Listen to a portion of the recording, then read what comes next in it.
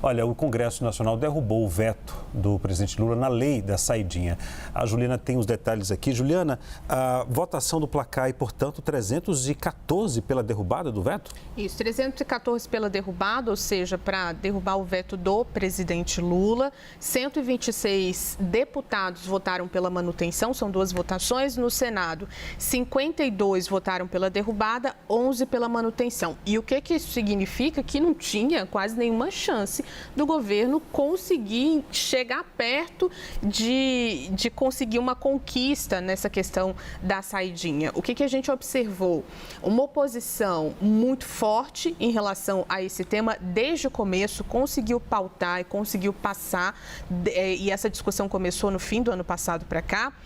Uma base governista que também se dividiu, porque esse assunto é polêmico. A gente está falando de uma questão que envolve segurança pública, que ela é muito marcada por fake news e por discussões não tão profundas nas redes sociais, no ano de eleição municipal. Então, teve muito deputado da própria base governista que preferiu não se envolver diretamente para não ter ali o ônus político num ano de eleição eleitoral.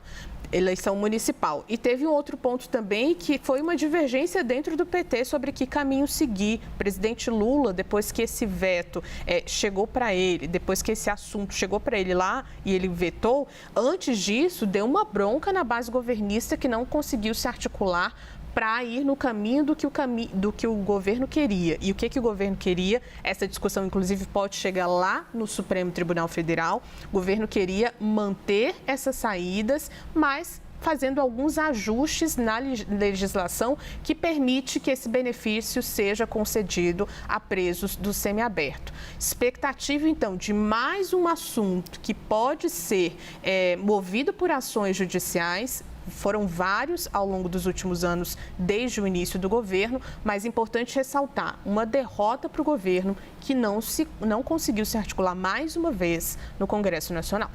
Agora, Vitor, o que me chamou a atenção aqui foi o quórum do Senado, 65 senadores. 65 senadores exatamente por essa perspectiva, né, Leandro, de não se queimar ali numa discussão tão chama a atenção polêmica. porque foi o que a Juliana falou.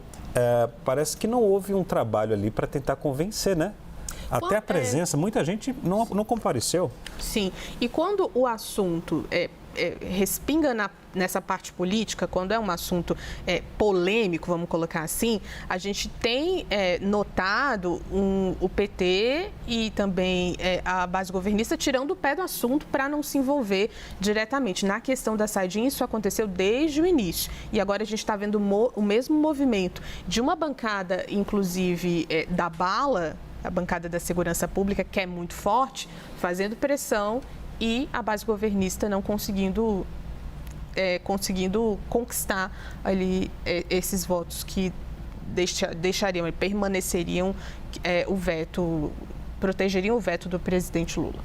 Ju, e é uma derrota para o governo, mas é uma derrota que já estava precificada. O governo não tinha expectativa e perspectiva nenhuma pela manutenção da saidinha.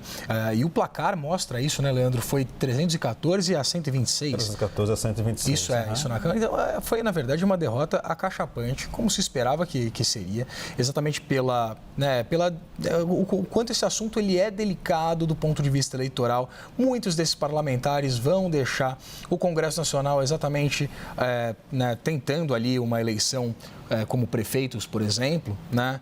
Então, é um assunto, na verdade, que o governo, como eu comentei antes, tentava e vai tentar exatamente jogar para baixo do tapete, tentar não fazer um alarde, mas como a gente também conversou anteriormente, a gente sabe que, pelo contrário, a oposição vai bater muito bumbo em relação a essa vitória, né? Porque trata-se, sim, de uma vitória da oposição.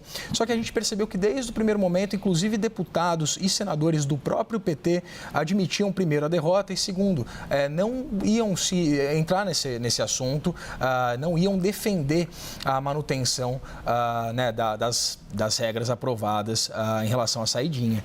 Portanto, uma derrota, sim, para o governo, uma derrota já contratada e demonstra exatamente a força da oposição e, de novo, denota essa dificuldade de articulação política do governo junto ao Congresso Nacional, Leandro. Eu citei o quórum agora há pouco, a gente viu as imagens ao vivo agora na tela. O plenário da Câmara dos Deputados está cheio, né? Mas quem preside a sessão é o presidente do Congresso Nacional, que também é o presidente do Senado, Rodrigo Pacheco, como você vê na tela aí. E em reuniões, em sessões do Congresso Nacional, sessões conjuntas, nesse plenário ficam os senadores e os deputados. Esse quórum que eu citei de 65 se refere apenas ao Senado Federal, ou seja, o número de senadores. Ok, qualquer informação, novidade, a gente volta com informações atualizadas lá direto de Brasília, do Congresso Nacional.